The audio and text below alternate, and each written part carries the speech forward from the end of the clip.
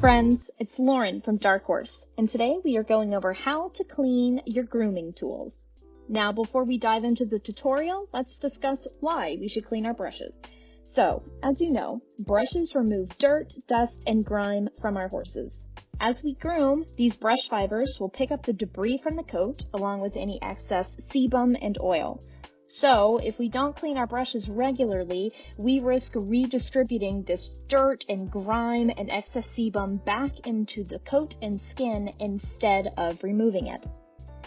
Cleaning brushes also limits the transmission of various skin diseases and conditions like rain rot, ringworm, dermatitis, etc. Because of this, it is highly recommended to allow each horse its own brush set to prevent the spread of unwanted skin conditions. If you use your brush set on multiple horses, I recommend not transporting your grooming kit to different barns, again, to keep the risk of unwanted skin conditions contained and at bay. Ringworm, for example, is highly contagious and very easily can be spread through barns by using contaminated brushes. Limiting your grooming tools to one facility can limit the spread of unwanted skin gunk to one facility, just like limiting your brushes to only one horse limits any skin gunk to your one horse. So, how often should you clean your brushes? Ideally, your brushes should be cleaned weekly to prevent the buildup of sebum, dirt, and grime if used just on one horse. Now, if used on multiple horses, your brushes should be cleaned and sanitized even more frequently.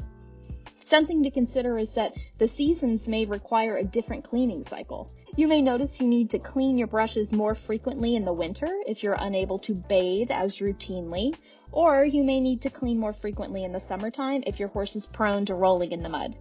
So, considering your type of brush, natural fiber versus synthetic fibers. So your synthetic fiber brushes can withstand harsher cleaning and sanitizing methods compared to your natural fiber brushes. Synthetic brushes do really well being cleaned with diluted bleach or soap.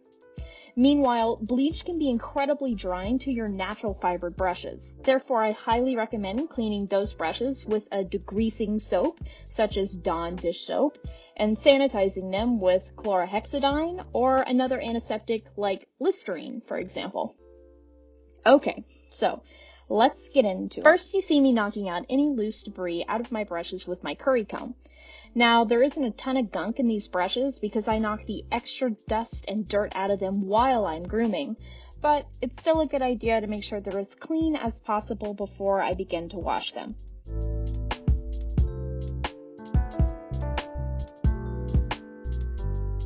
Finally, you'll see me bang my curry comb out on the ground to remove any dirt that's stuck in there. Now I'm in the feed room, getting my bucket ready for the brushes. I start by rinsing any dust out of the bottom of the bucket, and then I'll add a splash or two of chlorhexidine before I dilute it with hot water.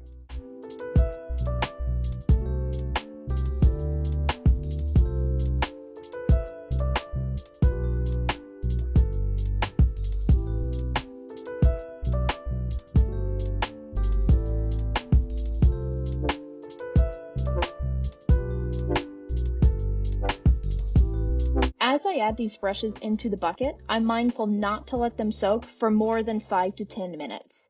Several of my brushes have wooden handles, and soaking them in water for prolonged periods of time can cause damage to the handles, and they can eventually lose their bristles.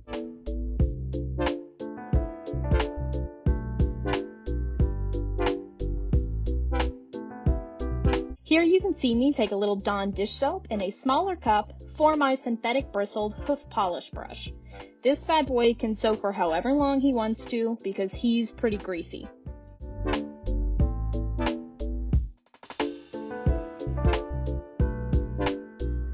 Now I begin to scrub my brushes. Very similar to how I brush them out with my curry comb before their bath, now I agitate them under the water in the same exact way. As I finish scrubbing, I'll drain the bucket and carry them out to the wash rack for a good rinse.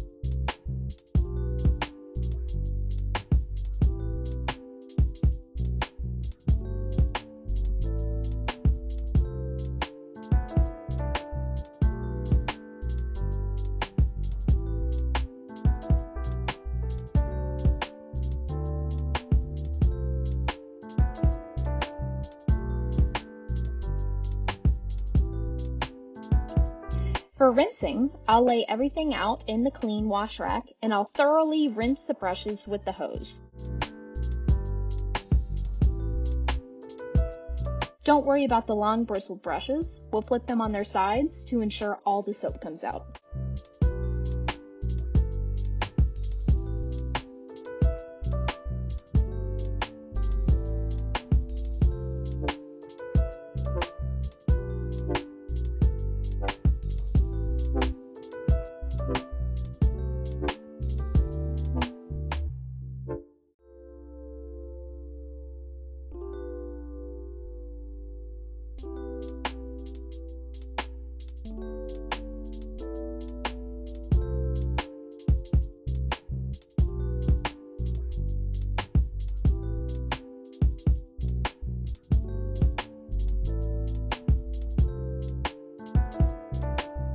Before I lay the brushes on a towel to dry, I will try to flick the excess water out of the bristles by giving them a good shake.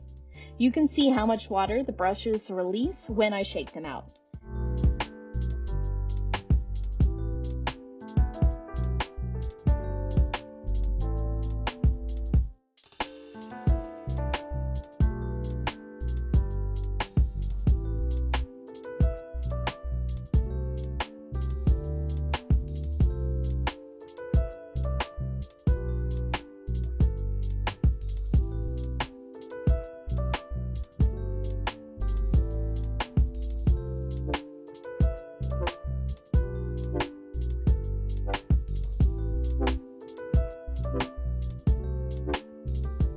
After their shakedown, I will reshape any brushes that splay out during the washing and rinsing process.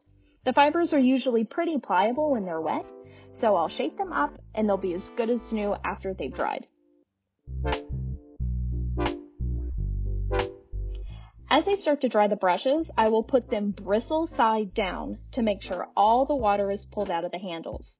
Again, we want to keep the handles as dry as possible, and this will actually speed up the drying process.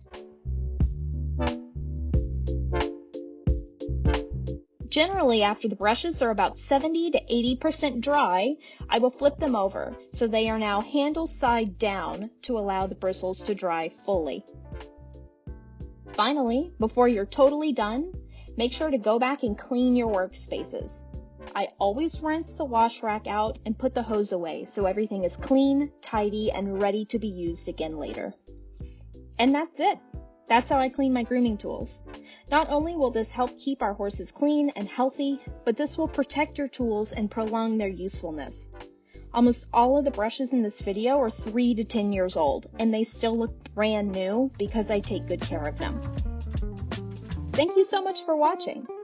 I have lots of exciting videos planned, so if you enjoyed this one, please subscribe and check us out on social media.